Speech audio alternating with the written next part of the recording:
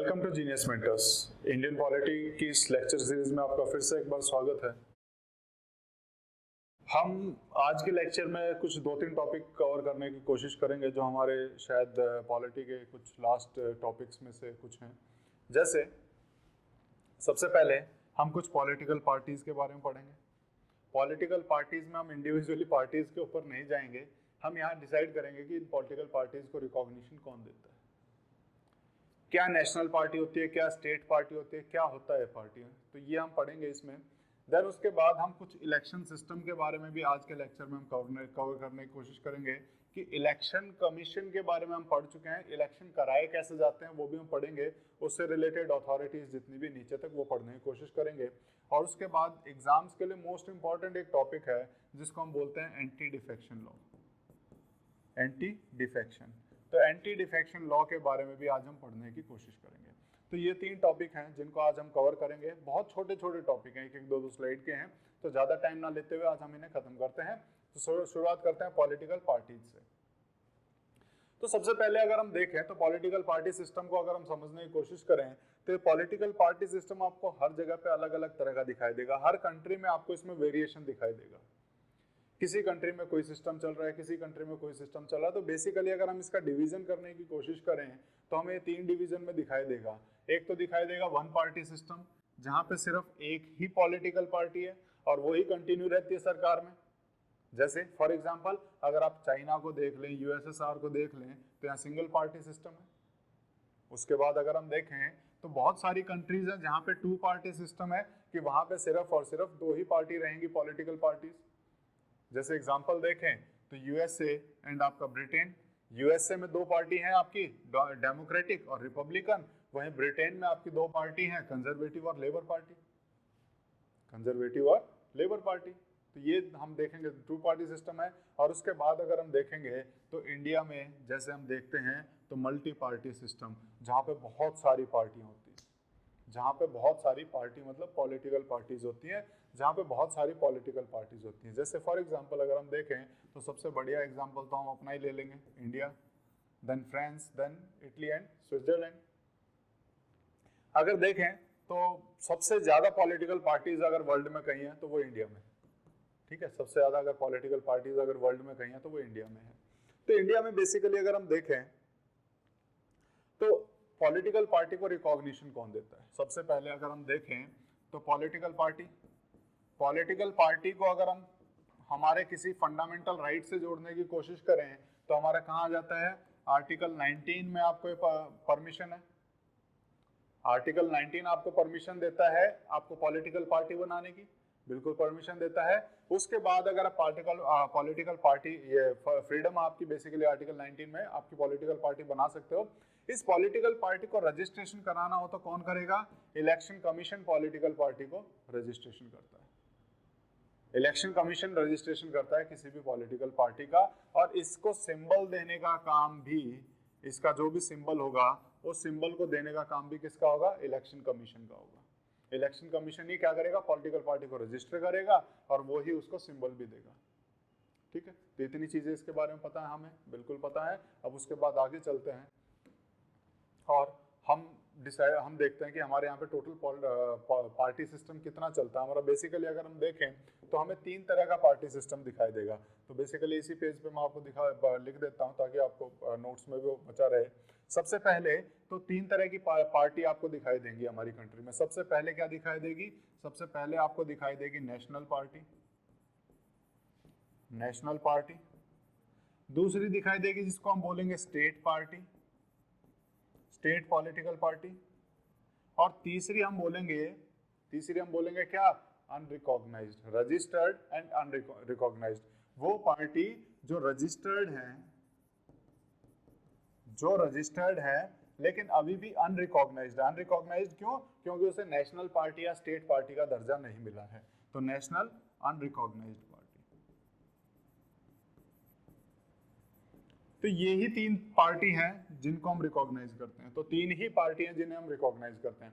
या तो कोई पार्टी नेशनल पार्टी होगी, या कोई स्टेट पार्टी होगी, या फिर तीसरी होगी रजिस्टर्ड है लेकिन अनरिकॉग्नाइज्ड पार्टी है। इसके अलावा कोई पार्टी हमारी नहीं होती है। तो ये तीन चीजें हमें पता होनी चाहिए इसके बारे में, और इसमें से हम डिफाइन करेंगे कि नेशनल पार्टी कौन सी होती है और स्टेट पार्टी कौन सी होती है। कब हम किसी पार्टी को नेशनल पार्टी कहेंगे, कब किसी को स्टेट पार्टी कहेंगे।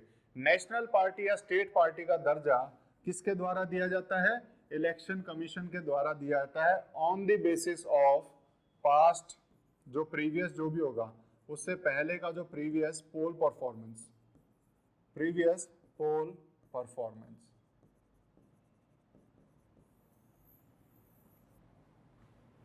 पिछले जो भी इलेक्शन हुए हों उसमें उस पार्टी का कैसा, हम कहेंगे कि कैसा उसका परफॉर्मेंस रहा है, उसके बेसिस पे हम किसी भी इलेक्शन कमीशन किसी भी पार्टी को नेशनल पार्टी का या फिर स्टेट पार्टी का दर्जा देता है। और जो नेशनल पार्टी नहीं है, स्टेट पार्टी नहीं, वो अपने आप बच जाएगी तीसरे टाइप की, जिसे हम बोलेंगे रजिस्टर्ड एंड अनरिकॉग्नाइज्ड पार्टी। तो सबसे पहले हम नेशनल पार्टी को देखते हैं कि नेशनल पार्टी को, सबसे पहले हम देखेंगे नेशनल पार्टी को कब रिकॉग्नाइज किया जाएगा कि कोई भी पार्टी नेशनल पार्टी है। तो इसके बेसिकली तीन कंडीशंस आपको पता होनी चाहिए। सबसे पहली कि टोटल जितना भी वोटिंग हुई है, जितनी भी वोटिंग हुई है लोकसभा के लिए जनरल इलेक्शंस में, जितनी भी वोटिंग हुई है उसमें से 6% वोट, जितने भी वोट आए हैं 6% वोट उस पार्टी को गए हो, तो हम कहेंगे कि उसको नेशनल पार्टी बना देंगे। नहीं, इसके साथ एक कंडीशन और है, 6% वोट तो आए ही आए हो, लेकिन ये 6% कम से कम कहां से, 4 या उससे ज्यादा स्टेट से आए हो। ऐसा नहीं कि एक ही स्टेट से सारे आ गए, ये 4 या उससे ज्यादा स्टेट से हमें 6% वोट मिले हो, प्लस क्या है, हमें 4 या उससे ज्यादा सीटें भी जीतनी है। तो क्या कंडीशन होगी, 6% vote in 4 state plus 4 seats चाहिए इन लोकसभा। पहली कंडीशन ये होगी, पहली कंडीशन ये होगी या तो 6% पूरी वोट आ गई हो 4 स्टेट या उनसे ज्यादा स्टेट्स में, प्लस हमें 4 सीट भी जीत ली हो, तब हम कहेंगे कि ये पार्टी नेशनल पार्टी का कहलाने के लायक है। तो इलेक्शन कमीशन उस पार्टी को नेशनल पार्टी का दर्जा दे देगी। दूसरी कंडीशन, अगर ये नहीं हो पाता है, कोई बात नहीं, ये नहीं हो पाया, तो एक और कंडीशन है, क्या है कि अगर वो 2% ऑफ द टोटल सीट जीत जाती है लोकसभा की 2% या उससे ज्यादा सीट्स जीत जाती है, 2% का अंदाजा आप लगा लेंगे तो कितनी है, अराउंड 550 के आसपास अगर हम देखेंगे तो 2% में आपकी कितनी आ जाएगी, तो आपको पता लगेगा कि तो 11 सीट या उससे ज्यादा होगी। तो 11 सीट या उससे ज्यादा सीट भी बढ़ सकती है, लेकिन ये 2% बढ़ेगा नहीं, इसलिए 2% बोला गया है। 2% या उससे ज्यादा सीट, 2% या उससे ज्यादा सीट आपने जीत ली किसी भी पार्टी ने, लेकिन इसमें कंडीशन है ये टोटल सीट कम से कम 3 स्टेट से, ऐसा नहीं कि एक ही स्टेट से सारी जीत गया, नहीं, कम से कम 3 स्टेटों में से मिला के इन्होंने 2% से ज्यादा सीटें जीत ली हैं, तो इसको क्या बोलेंगे, तब हम इसको नेशनल पार्टी बोलेंगे। ऐसा नहीं कि एक ही स्टेट से इसने सारी सीट जीत ली हैं 11 की 11, नहीं, 3 स्टेट में वो बटी हुई होनी चाहिए सीटें, तब हम उसको कहेंगे कि वो नेशनल पार्टी है। और तीसरी है, अगर ये भी कंडीशन पूरी नहीं हो पाती है, कोई बात नहीं, एक और मौका है। क्या मौका है कि अगर कोई भी पार्टी 4 स्टेट में स्टेट पार्टी रिकॉग्नाइज हो जाती है, क्या है कि अगर कोई भी पार्टी कम से कम 4 स्टेट में as a state party recognise हो जाएगी, तो हम उसे क्या बोलेंगे, नेशनल पार्टी। तो 3 में से कोई भी एक कंडीशन पूरी हो जाए उसको हम नेशनल पार्टी बोल देंगे। और इस हिसाब से अगर हम आज के टाइम पे देखें तो हमारी टोटल 8 नेशनल पार्टी हैं देश में। तो कौन कौन सी हैं, बहुजन समाज पार्टी, जिसका सिंबल अगर हम देखेंगे तो एलिफेंट है, भारतीय जनता पार्टी लोटस है, कम्युनिस्ट पार्टी ऑफ इंडिया आपका ears of corn and sickle, ठीक है, देन उसके बाद Communist Party of India Marxist CPIM जिसे बोलते हैं, तो hammer sickle and star, then उसके बाद Indian National Congress hand, Nationalist Congress Party clock, और उसके बाद ऑल इंडिया तृणमूल कांग्रेस हो जाएगी आपकी, इसकी क्या है फ्लावर एंड ग्रास, और लास्ट में अभी लेटेस्ट एडिशन जो हुआ है वो हम देखेंगे नेशनल पीपल्स पार्टी, तो ये हमारी हो जाएगी बुक। तो ये हमारी टोटल 8 पॉलिटिकल पार्टी जिसको हम नेशनल पार्टी का दर्जा मिला हुआ वो है। उसके अलावा स्टेट पार्टी तो बहुत सारी हैं, लेकिन स्टेट पार्टी किसे कहेंगे, तो स्टेट पार्टी के लिए देख लेते हैं क्या क्या कंडीशन होनी चाहिए। पहली कंडीशन क्या है कि 6% वोट उस स्टेट में, ठीक है, 6% स्टेट वोट आए हो, कौन से इलेक्शन में, इलेक्शन आपका जनरल इलेक्शन हुआ किसको, स्टेट की असेंबली के लिए, 6% वोट आए हों, प्लस जब 6% वोट आते हैं उसके साथ प्लस में कुछ ना कुछ होना जरूरी है। क्या प्लस में होना जरूरी है? कि कम से कम उसे 2 सीटें मिली हों उस असेंबली में, उस स्टेट असेंबली में 2 सीटें वो जीत गया हो। 6% वोट तो मिले ही हैं, प्लस 2 सीटें जीत गया हो, तो क्या करेंगे? तो हम उसे बोल देंगे कि वो स्टेट पार्टी बन गई है। कोई बात नहीं, ये नहीं हो रहा, कोई बात नहीं, एक और मौका देते हैं। क्या मौका देते हैं? कि 6% वोट तो चाहिए ही चाहिए, 6% वोट मिल जाए, लेकिन इसके साथ साथ ये है कि आप एक सीट जीत लो लोकसभा की।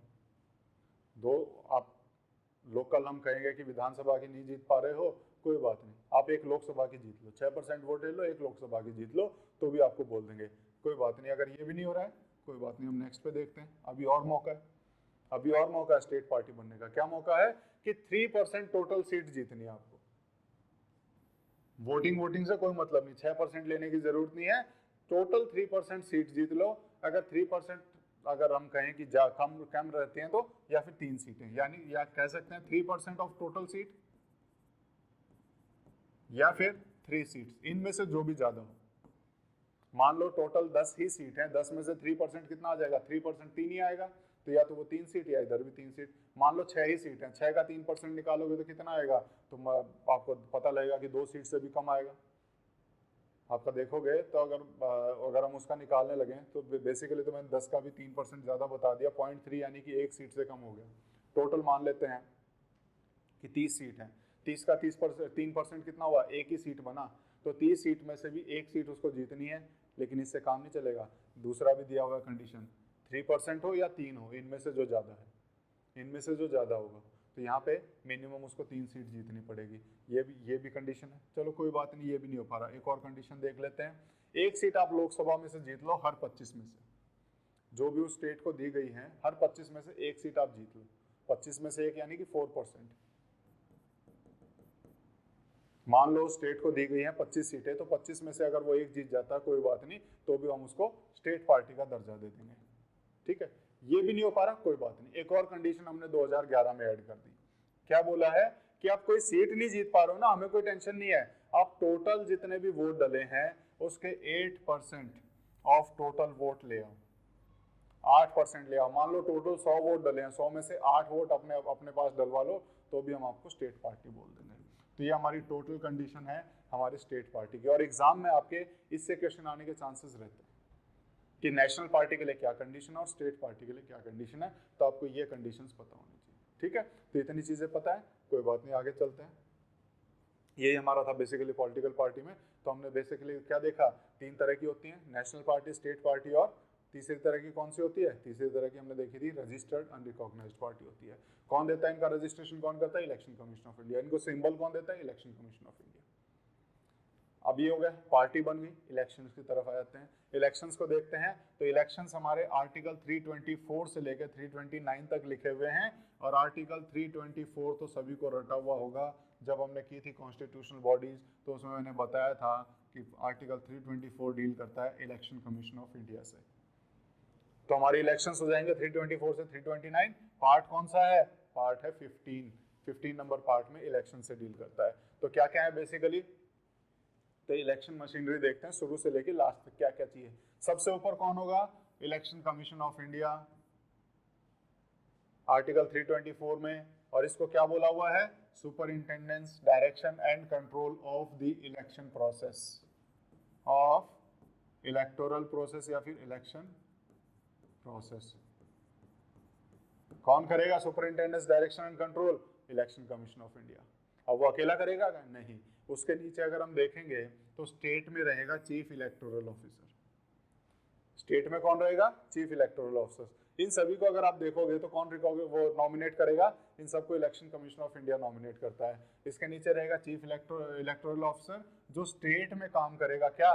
सुपरिंटेंडेंस, direction and control of election in this state. State में किसके हो रहे हैं? तो बेसिकली जितने भी लोकसभा के या फिर बेसिकली विधानसभा या विधान परिषद या अगर हम कहें राज्यसभा के, इनके कोई भी इलेक्शन हो रहे हैं तो उनको ये देखेगा स्टेट में। इसके ऊपर कंट्रोल किसका है? इलेक्शन कमीशन ऑफ इंडिया का। अब इसके नीचे आ जाते हैं, डिस्ट्रिक्ट लेवल पे भी कोई होना चाहिए? हाँ होना चाहिए, डिस्ट्रिक्ट इलेक्शन ऑफिसर होना चाहिए। ये क्या है? ये एक ऑफिसर होगा स्टेट गवर्नमेंट का, जो कि नॉमिनेट किया जाएगा इलेक्शन कमीशन ऑफ इंडिया के द्वारा, ये डिस्ट्रिक्ट में देखेगा। इसके नीचे रहेगा रिटर्निंग ऑफिसर। रिटर्निंग ऑफिसर की क्या ड्यूटी होती है? Returning officer is responsible for conduct of election in the parliament constituency और असेंबली कॉन्स्टिट्यूएंसी कंसर्न, और ये भी नॉमिनेट किया जाता है इलेक्शन कमीशन ऑफ इंडिया के द्वारा। अपनी कॉन्स्टिट्यूएंसी, किसी एक कॉन्स्टिट्यूएंसी के लिए एक रिटर्निंग ऑफिसर हम बना देंगे, और वो उस कॉन्स्टिट्यूएंसी में, कॉन्स्टिट्यूएंसी क्या होती है हम पढ़ चुके हैं ऑलरेडी, कि एक एरिया जिसमें से एक सीट चुनी जानी है उसको हम कॉन्स्टिट्यूएंसी बोलते हैं, पार्लियामेंट्री कॉन्स्टिट्यूएंसी। ठीक है, मान लो कि ये टोटल एरिया है, 4 सीट हैं, तो यहाँ पे ये जो एरिया है ये कॉन्स्टिट्यूएंसी होगी जहाँ से एक सीट आएगी। तो यहाँ पे एक सीट के ऊपर हम एक रिटर्निंग ऑफिसर बना देंगे, और उसके बाद अगर हम देखें तो इसको असिस्टेंट, इसके असिस्टेंट के लिए भी एक आधा हम रख लेते हैं असिस्टेंट रिटर्निंग ऑफिसर, लेकिन वो हमें पढ़ना नहीं है। उसके बाद इसके नीचे रहेगा election registration officer. Election registration officer, और ये क्या करता है? ये वहाँ का इलेक्टोरल रोल बनाता है उस कॉन्स्टिट्यूएंसी के लिए जहाँ के लिए इलेक्शन होना है। तो हर कॉन्स्टिट्यूएंसी के लिए हम क्या रखेंगे? एक इलेक्शन रजिस्ट्रेशन ऑफिसर रखेंगे जो उस एरिया के लिए इलेक्टोरल रोल बनाएगा। उसके नीचे हम क्या रखेंगे? प्रेजाइडिंग ऑफिसर रखेंगे, और ये प्रेजाइडिंग ऑफिसर किसके साथ मिलके? पोलिंग ऑफिसर के साथ मिलके एक्चुअल इलेक्शन कंडक्ट कराता है उस किसी भी पोलिंग स्टेशन का। एक पोलिंग बूथ आपने बनाया है, वहाँ पे पोलिंग कौन कराएगा? किसके अंडर रहेंगे? तो वो रहेंगे प्रेजाइडिंग ऑफिसर, उसके साथ रहेगा पोलिंग ऑफिसर। उसके अलावा ये सब हो गए, इसके अलावा अलग अलग लेवल पे बहुत सारे ऑब्जर्वर रखते हैं। ये ऑब्जर्वर भी इलेक्शन कमीशन ऑफ इंडिया के द्वारा नॉमिनेट किया जाते हैं। ऑब्जर्वर क्या करते हैं? अलग अलग काम करते हैं, अलग अलग तरह के ऑब्जर्वर हैं। जैसे अगर हम देखेंगे, सबसे पहले जनरल ऑब्जर्वर आएगा, जनरल ऑब्जर्वर रहेगा, ठीक है, वो पूरी इलेक्शन प्रोसेस को देखेगा ढंग से। देन उसके बाद एक्सपेंडिचर ऑब्जर्वर रहेगा, जो बेसिकली देखेगा कोई भी आदमी जितना खर्चा, जितना पैसा बोला हुआ इलेक्शन कमीशन ऑफ इंडिया ने कि इससे ज़्यादा आपको खर्च नहीं करना है, कोई उससे ज़्यादा तो नहीं खर्च कर रहा, तो ये उसके ऊपर नज़र रखे हुए रहता है। पुलिस ऑब्जर्वर रहता है जो लॉ एंड ऑर्डर मेंटेन करता है ड्यूरिंग इलेक्शन। अवेयरनेस ऑब्जर्वर होते हैं, बेसिकली जो पब्लिक को अवेयर करते हैं कि इलेक्शन है, वोट देने जाना है, बहुत ज़रूरी है क्योंकि वोटिंग आपका राइट है। तो यहाँ पे पब्लिक को भी अवेयर करते हैं कि ये पॉलिटिकल पार्टीज हैं, आपको वोट देने जाना है, इसके क्या फ़ायदे हैं क्या नहीं है, तो ये सारा काम इनका होता है। फिर माइक्रो ऑब्जर्वर होते हैं और असिस्टेंट एक्सपेंडिचर ऑब्जर्वर होते हैं। ये कुछ ऑब्जर्वर्स होते हैं नीचे वाले लेवल पे या फिर अलग अलग लेवल्स पे, जो अलग अलग काम इनको जिम्मा सौंपा जाता है। ये पूरी मशीनरी है जो मिल के पूरे इलेक्शन को कंडक्ट कराती है। ठीक है, तो इतना चीज़ें आपको पता होनी चाहिए इसके बारे में। अब है क्या, अगर हम देखें तो हमारे आर्टिकल 81 में और आर्टिकल 170 में हमने डिलिमिटेशन कमीशन के बारे में बोल दिया, या फिर हम कहें कि इलेक्शन के बारे में हमने थोड़ी बहुत बात की हुई है। आर्टिकल 81 और आर्टिकल 170 में हमने इलेक्शन के बारे में थोड़ी बहुत बात कर ली, लेकिन उसमें बहुत सारी डिटेल में हम जा नहीं पाए। तो उसमें इलेक्शन कैसे कराना, उससे रिलेटेड कुछ इश्यूज हैं, तो उनके लिए अलग से एक्ट लाए गए और उन एक्ट को अलग अलग नामों से जाना जाता है। एक तो representation of people act of 1950 और दूसरा है representation of people act of 1951। Voter से रिलेटेड जितनी चीजें हैं वो यहाँ हैं और इलेक्शन से रिलेटेड जितनी चीजें हैं वो यहाँ पे हैं। सबसे पहले अगर हम देखें तो यहाँ पे क्या है, qualification of voter. Qualification of voter वो यहाँ आ जाएगा।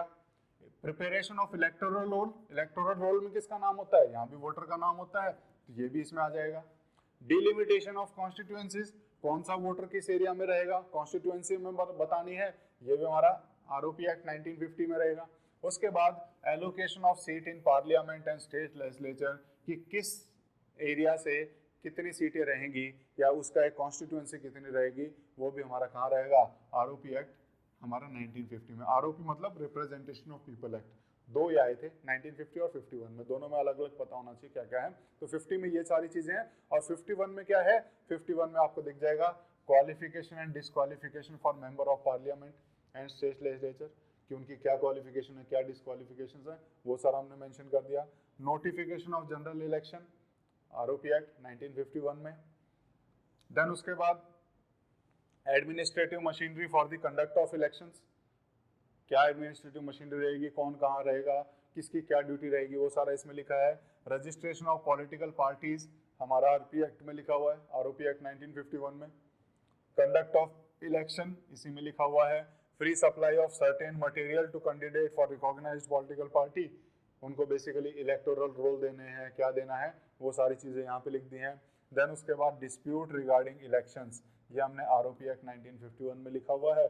और उसके बाद corrupt practices and electoral offences, इसके बारे में हमने आरओपी एक्ट 1951 में डाला है। तो ये अलग अलग हमारे एक्ट हैं जिनसे हमारा पूरा इलेक्शन प्रोसेस चलता है।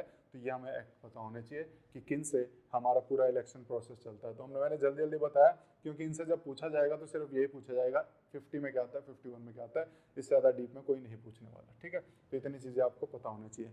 तो ये हमारा इलेक्शन प्रोसेस था। अब हम आते हैं एंटी डिफेक्शन लॉ पे। ये बड़ा इंपॉर्टेंट रहता है, इससे तो मतलब हर अल्टरनेट एग्जाम में, एक एग्जाम छोड़ के दूसरे एग्जाम में क्वेश्चन देखा गया है और बहुत जल्दी जल्दी आता भी रहता है। एंटी डिफेक्शन लॉ इनिशियली हमारे कॉन्स्टिट्यूशन में नहीं था, इनिशियली हमारे कॉन्स्टिट्यूशन में नहीं था। धीरे धीरे लोग क्या कर रहे थे कि पहले तो अगर हम इनिशियली देखें तो सिंगल पार्टी, हमारा एक ही पार्टी रहती थी ज़्यादातर। लेकिन उसके बाद धीरे धीरे देखेंगे तो 1977 में हमारी मोरारजी देसाई जी की जो गवर्नमेंट आई, फिर उसके बाद फिर से कांग्रेस आई, और उसके बाद हम देखेंगे कि हमारा कोalition गवर्नमेंट का जमाना आ गया। क्या आ गया? कोalition गवर्नमेंट का जमाना आ गया। कोalition गवर्नमेंट क्या होती है कि सब मिलजुल के जब सरकार बना रहे हैं, किसी की सिंगल मेजोरिटी नहीं आती है, तब कभी इस पार्टी का सपोर्ट ले रहे हैं, कभी उस पार्टी का सपोर्ट ले रहे हैं, तो सपोर्ट लेके जब सरकार बनाई गई है उसको हम बोलते हैं कोalition गवर्नमेंट। इस कोalition गवर्नमेंट में जो मेन पार्टी है उसके ऊपर बड़ा दबाव रहता है छोटी छोटी पार्टियों का।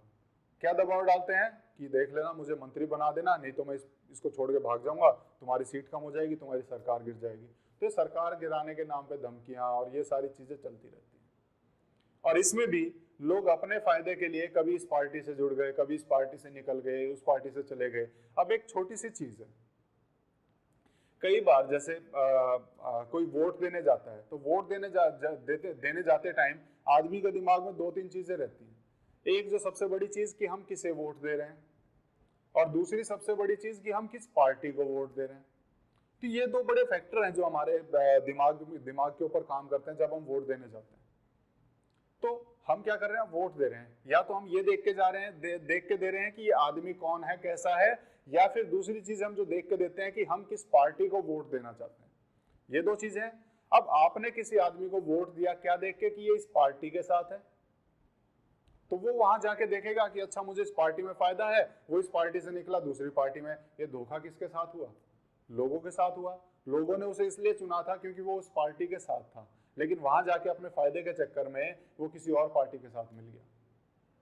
या फिर किसी भी आदमी को हम चुनते हैं जो इंडिपेंडेंट खड़ा होता है इसलिए कि वो हमें अच्छा लगता है, किसी पार्टी के साथ एसोसिएटेड नहीं है, हम दूसरी पार्टियों को वोट नहीं देना चाहते, इसलिए हमने किसी को चुन लिया। लेकिन वहां जाके देखा कि अच्छा यहाँ मुझे मंत्री पद मिल जाएगा तो मैं चलो इस पार्टी के साथ मिल जाता हूँ, इंडिपेंडेंट होते हुए वो पार्टी के साथ मिल गया। ये कहानी बड़ी नॉर्मल होगी कोएलिशन गवर्नमेंट में।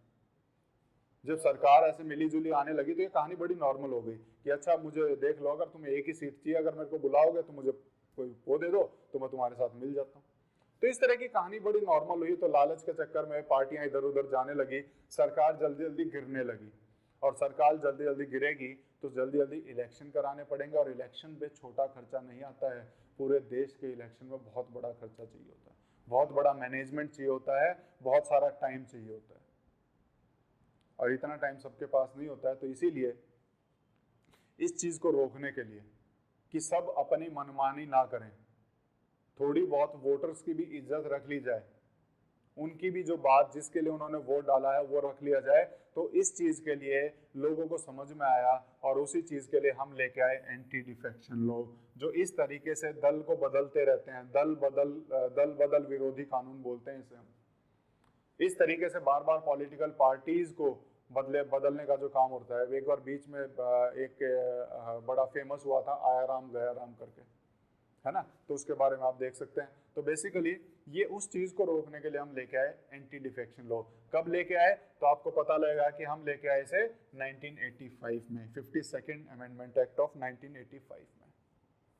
उसी टाइम पे जरूर थी, क्योंकि उससे पहले अगर आप देखेंगे इंदिरा गांधी की गवर्नमेंट तक तो सिंगल गवर्नमेंट चल रही है आराम से, उसी के बाद कोएलिशन गवर्नमेंट आनी शुरू हुई, तब लोगों को पता लगा अच्छा ऐसा भी होता है। तब उस टाइम पे जरूरत महसूस हुई इसको और ज़्यादा मजबूत करने की, और हम लेके आ गए एंटी डिफेक्शन लॉ।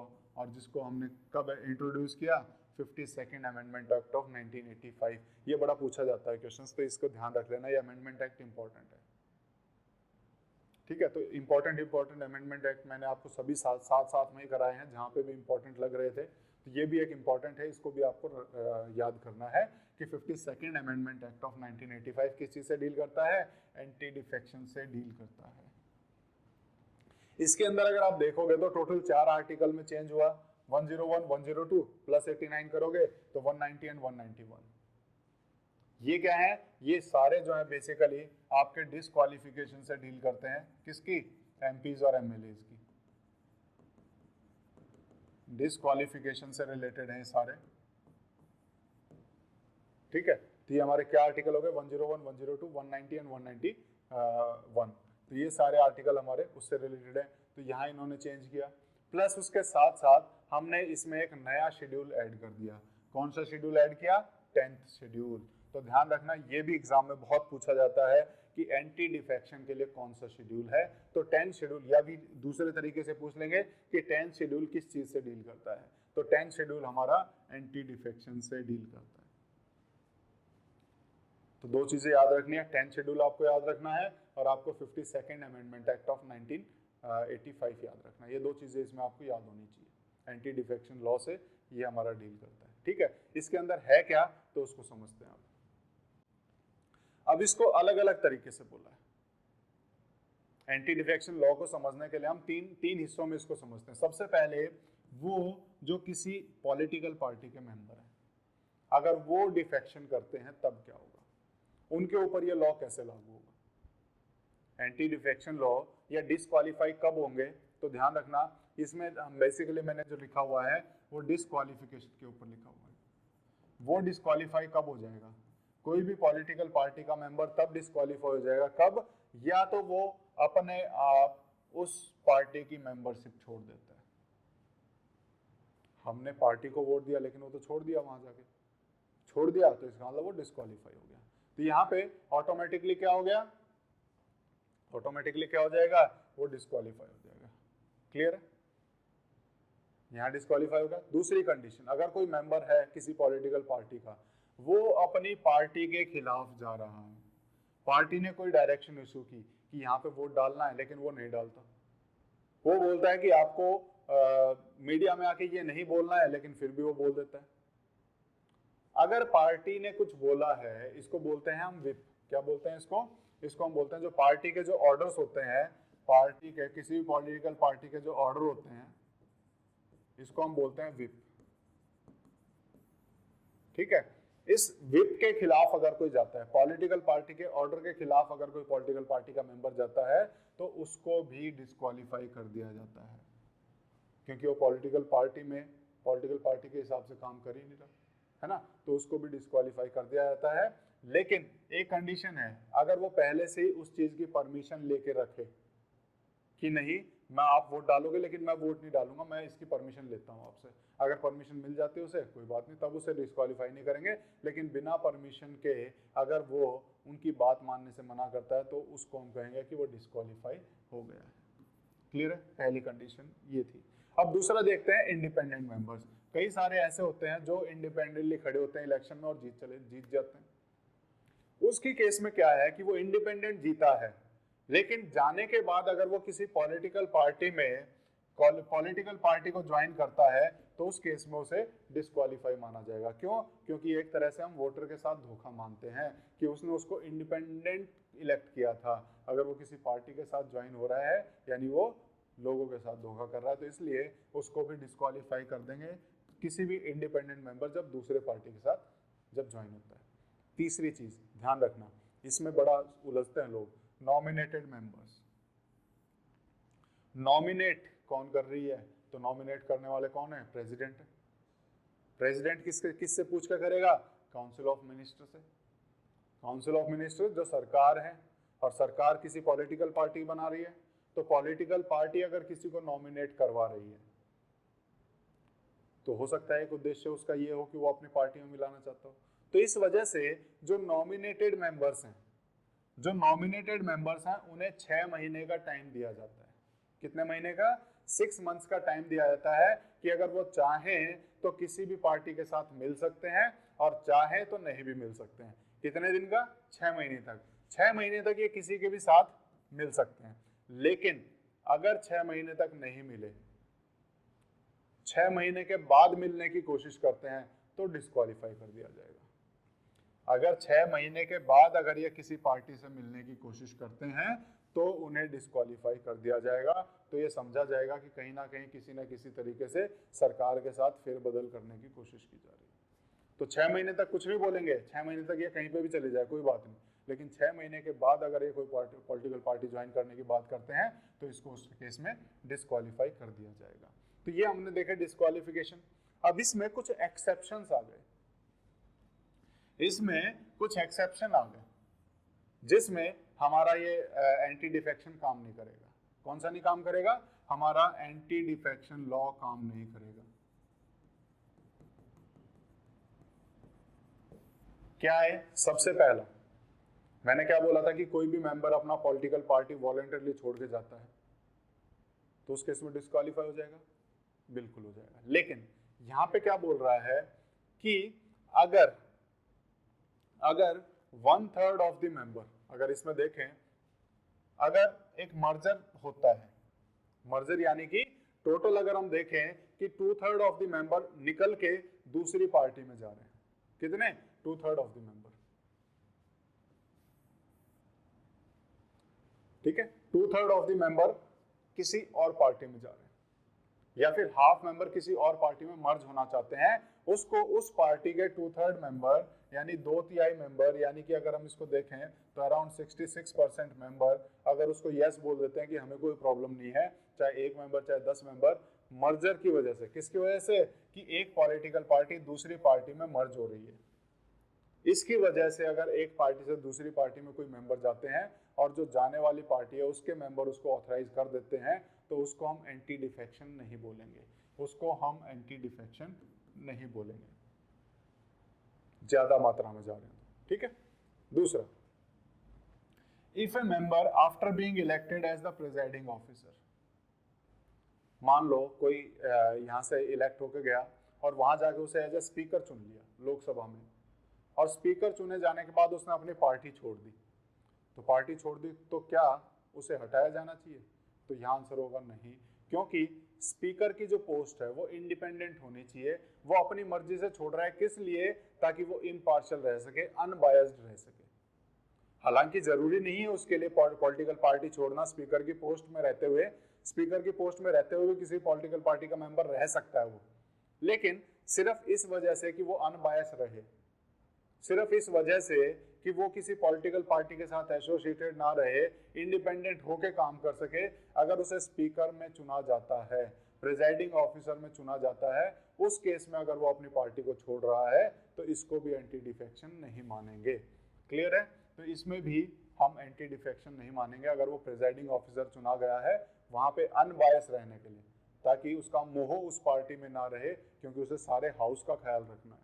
तो उस केस में अगर वो अपनी पार्टी को छोड़ रहा है तो यहाँ उसको एंटी डिफेक्शन नहीं मानेंगे। तो दो एक्सेप्शन पड़े, या तो बहुत ज्यादा मेंबर खिसक गए, या फिर प्रिजाइडिंग ऑफिसर चुन लिया गया है तो वहां पे अनबायस रहने के लिए उसने अपने आप को अलग कर लिया पॉलिटिकल पार्टी से। इन दो केस में एंटी डिफेक्शन नहीं मानते।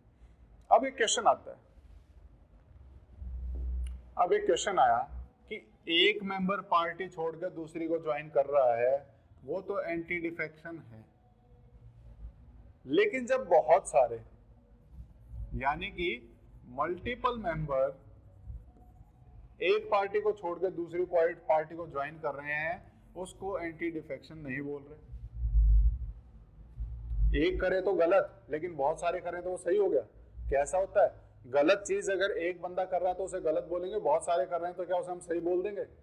नहीं बोलेंगे। ये भी तो गलत ही चीज है, ये भी तो गलत है, ये भी तो एक तरह से एंटी डिफेक्शन होना चाहिए। तो 52nd अमेंडमेंट एक्ट में इस बात पे बहुत सारा हंगामा हुआ, इसका बहुत सारा क्रिटिसिज्म हुआ कि नहीं ये तो बहुत गलत बात है, एक बंदे को एंटी डिफेक्शन लेकिन पूरी पार्टी को फौज को लेके जा रहे हो, वो एंटी डिफेक्शन नहीं कह रहे हो। ऐसे तो कोई भी आदमी अपना गैंग बनाएगा, बोलेगा चलो चलते हैं, वो गैंग बना के निकल लेगा और आप कुछ कर नहीं पाओगे, क्योंकि वो हमारा इसमें आ जाएगा, मल्टीपल वाले में, 2/3 वाले में आ जाएगा। तो इस चीज को सुधारने के लिए हम एक और अमेंडमेंट एक्ट लेके आए, और वो अमेंडमेंट एक्ट था हमारा 91st अमेंडमेंट एक्ट 2003, और इसमें इस चीज को हमने डिलीट कर दिया। इस चीज को हमने डिलीट कर दिया कि जो मल्टीपल आदमी जाते हैं 2/3 वाले परमिशन से, तो उसको हम एंटी डिफेक्शन नहीं कहेंगे, इसको हमने डिलीट मार दिया। किससे? 91st amendment act of 2003। तो एंटी डिफेक्शन से रिलेटेड हमारे कौन कौन से आर्टिकल अमेंडमेंट एक्ट हैं? एक तो 52, एक कौन सा है 52, और दूसरा है 91। ये दोनों एक्ट आपको याद होने चाहिए कि ये दोनों इससे रिलेटेड हैं। क्लियर है? इतना आपको क्लियर होना चाहिए इसमें। ठीक है, तो ये प्रोविजन हमने डिलीट मार दिया 91st में। क्यों मारा? मैंने आपको बता दिया रीजन। तो इतनी चीजें आपको इसके बारे में पता होनी चाहिए। अब क्वेश्चन आता है कि एंटी डिफेक्शन में, या फिर जिसको मैं कहूं 10th शेड्यूल में डिसीजन लेने की अथॉरिटी किसके पास है? कि एक मेंबर ने ज्वाइन किया है या किसी ने नहीं ज्वाइन किया है, उसके ऊपर डिसीजन कौन लेगा कि इसको एंटी डिफेक्शन में रखना है या नहीं रखना है? क्या ऐसा है कि कोई भी पार्टी ने, किसी ने अपनी पार्टी छोड़ी, दूसरे में जाके मिल गया, ऑटोमेटिकली वो कैंसिल हो जाएगा? नहीं, कोई तो होना चाहिए डिसीजन लेने वाला। तो कौन है इसमें डिसीजन लेने वाला? तो ये ध्यान रखना, उस हाउस का जो भी प्रेजाइडिंग ऑफिसर होगा। अगर लोकसभा है, अगर लोकसभा का मेंबर ऐसा कोई कर रहा है तो लोकसभा का स्पीकर हो जाएगा। अगर राज्यसभा का कोई मेंबर ऐसा कर रहा है तो वहां पे चेयरमैन हो जाएगा। स्टेट लेजिस्लेटिव असेंबली का कोई मेंबर कर रहा है तो उसका स्पीकर हो जाएगा। स्टेट लेजिस्लेटिव काउंसिल का मेंबर है, अगर ऐसा कोई कुछ कर रहा है तो कौन डिसीजन देगा? तो उसका चेयरमैन देगा। ध्यान रखिए चीजें, हमेशा जो भी हाउस का प्रिजाइडिंग ऑफिसर होगा वो फाइनल अथॉरिटी होता है इसके बारे में डिसीजन लेने के लिए कि एंटी डिफेक्शन में किसी की मेंबरशिप, किसी को डिस्क्वालीफाई किया जाए या नहीं किया जाए। कौन है final authority? Presiding officer of the house, चाहे वो स्पीकर हो, चाहे चेयरमैन हो, चाहे लेजिस्लेटिव असेंबली का स्पीकर हो या फिर लेजिस्लेटिव काउंसिल का चेयरमैन। अपने हाउस के लिए वही डिसीजन ले सकता है। इसके अलावा एंटी डिफेक्शन पे किसी को डिसीजन लेने की पावर नहीं है। प्रेसिडेंट ले सकता है? नहीं ले सकता। सुप्रीम कोर्ट ले सकता है? नहीं ले सकता। कोई डिसीजन नहीं ले सकता एंटी डिफेक्शन पे सिवाय किसके? प्रेजाइडिंग ऑफिसर के। ध्यान रखना, ये क्वेश्चन बहुत बार पूछा गया है कि एंटी डिफेक्शन में डिस्क्वालिफिकेशन की अथॉरिटी किसके पास है, इसके ऊपर डिसीजन लेने की अथॉरिटी किसके पास है? तो presiding officer of the house. Clear है इतना? ये चीजें ध्यान रखना। लोकसभा है तो स्पीकर, राज्यसभा है तो चेयरमैन, स्टेट लेजिस्लेटिव असेंबली है तो स्पीकर, स्टेट लेजिस्लेटिव काउंसिल है तो चेयरमैन। उसके अलावा कोई डिसीजन नहीं लेता एंटी डिफेक्शन लॉ। क्लियर है? अब इससे रिलेटेड एक केस आपको याद रखना है। सुप्रीम कोर्ट में एक केस हुआ था कि ऐसे तो ये अपनी पार्टी में कोई बुलाने के लिए दूसरी पार्टी को बोलेंगे तू आजा, जिस भी पार्टी का होगा स्पीकर वो बोलेगा किसी पार्टी के बंदे को तू आजा हमारी पार्टी में मिल जा, हम तुझे एंटी डिफेक्शन में निकालेंगे नहीं। या फिर उसकी पार्टी छोड़ के कोई जाएगा उसको डिस्क्वालीफाई कर देगा। तो इसकी मर्जी होगी स्पीकर की या चेयरमैन की या जो भी है, जो भी प्रिजाइडिंग ऑफिसर होगा उनकी मर्जी हो जाएगी। ये तो क्या इस तरह से किसी की मर्जी चलने देना ये ठीक है? तो आप बोलेंगे तो गलत है। तो इसी चीज के लिए एक केस हुआ और वो उस केस का नाम है किहोतो होलोहान केस। किहोतो होलोहान केस। और इस केस में सुप्रीम कोर्ट ने बोला कि जो भी डिसीजन स्पीकर देगा या प्रिजाइडिंग ऑफिसर देगा वो जुडिशियल रिव्यू के बाहर नहीं है, वो भी जुडिशियल रिव्यू के अंडर आएगा। और इसमें चेक करेंगे कि उसने किसी गलत इरादे से तो उस डिसीजन को नहीं लिया हुआ, तो वो जुडिशियल रिव्यू के अंडर आएगा। ठीक है? क्लियर है? एंटी डिफेक्शन का कोई भी डिसीजन प्रिजाइडिंग ऑफिसर लेता है, उसके बाद सुप्रीम कोर्ट कि अगर सुप्रीम कोर्ट को कोई अप्रोच करता है कि मुझे गलत तरीके से निकाला है तो सुप्रीम कोर्ट उस केस को सुनवाई कर सकता है, जुडिशियल रिव्यू उसका कर सकता है। तो इतनी सारी चीजें हमने एंटी डिफेक्शन के बारे में आपको पता होनी चाहिए। और इसके साथ हमारा ये चैप्टर भी खत्म होता है। क्वेश्चन सॉल्व करते हैं। A political party in India can be recognised as national party if it has state party status in at least. किसी भी पार्टी को नेशनल पार्टी कब कहेंगे? कि कि अगर जब उसे स्टेट पार्टी कहा जाए कितने स्टेट में, तो इसका ऑप्शन आपको बताना है। वीडियो पॉज करके आंसर देने की कोशिश कीजिए। बिल्कुल सही आपने बताया होगा इसका आंसर। 4 स्टेट में अगर उसे स्टेट पार्टी का दर्जा मिल जाता है तो उसे हम नेशनल पार्टी बोल देंगे। ठीक है, तो आंसर इसका बी हो जाएगा। एक क्वेश्चन और देख लेते हैं। Which of the following schedules of Constitution of India contains provision regarding Anti-Defection Act? इनमें से कौन से शेड्यूल में एंटी डिफेक्शन एक्ट या एंटी डिफेक्शन लॉ के बारे में लिखा हुआ है? तो वीडियो पॉज करके आंसर देने की कोशिश कीजिए। बिल्कुल सही लगाया होगा, अभी थोड़ी देर पहले पढ़ा है। 10th शेड्यूल में ये बात लिखी गई है, तो इसका 10th शेड्यूल आपका आंसर हो जाएगा। कौन से एक्ट के द्वारा लाया गया था ये एक्ट, ये 10th शेड्यूल? तो 52nd अमेंडमेंट एक्ट आपको पता होना चाहिए। ठीक है, 1985। इसके बाद इसमें कुछ अमेंडमेंट हुआ था, बिल्कुल हुआ था। कब हुआ है? 91st constitutional amendment act of 2003। 91st amendment में इसके साथ कुछ और अमेंडमेंट भी हुए थे। एक तो वो प्रोविजन डिलीट हुआ, इसके साथ साथ एक और प्रोविजन इसमें डाला गया। क्या डाला गया? कि आपका जो काउंसिल ऑफ मिनिस्टर की स्ट्रेंथ है वो मैक्सिमम कितनी हो सकती है? 15% ऑफ द टोटल हाउस की स्ट्रेंथ। कितनी हो सकती है मैक्सिमम? तो 15% को इसमें हमने लिमिट किया था। काउंसिल ऑफ मिनिस्टर जितना भी है, जब हम देखेंगे तो काउंसिल ऑफ मिनिस्टर की स्ट्रेंथ को हमने कितने पे कर दिया? 15% पे कर दिया। किसको? काउंसिल ऑफ मिनिस्टर को। और मिनिमम भी बता दिया इसने। जैसे यहाँ बोला कि मैक्सिमम 15% हो सकते हैं काउंसिल ऑफ मिनिस्टर, स्टेट में बोला कि स्टेट में मैक्सिमम तो 15% हो ही सकते हैं, लेकिन मिनिमम भी बता दिया। मिनिमम बोला स्टेट के अंदर कि स्टेट के अंदर मिनिमम 12 तो होने ही चाहिए। Maximum 15%, minimum 12। लेकिन लोकसभा के केस में मिनिमम का केस नहीं है। लोकसभा में मैक्सिमम 15% हो सकते हैं काउंसिल ऑफ मिनिस्टर्स, उससे ज़्यादा नहीं हो सकते। कहाँ से पता लगा? 91st constitutional amendment act. जब मैंने पढ़ा रहा था आपको, शायद लोकसभा में मैंने आपको ये चीज़ बताई थी, तो वहाँ मैंने इसको बहुत क्लियरली बताया। तो यहाँ पे 91st बता रहे थे, तो मैंने इसलिए इसको साथ साथ में बता दिया। तो इसी के साथ हमारी आज की क्लास भी ख़त्म होती है। ये कुछ बचे हुए टॉपिक्स थे पॉलिटी के, जो मैंने इसमें कवर कराए हैं। तो इसी के साथ आज की क्लास हम ख़त्म करते हैं। Thank you.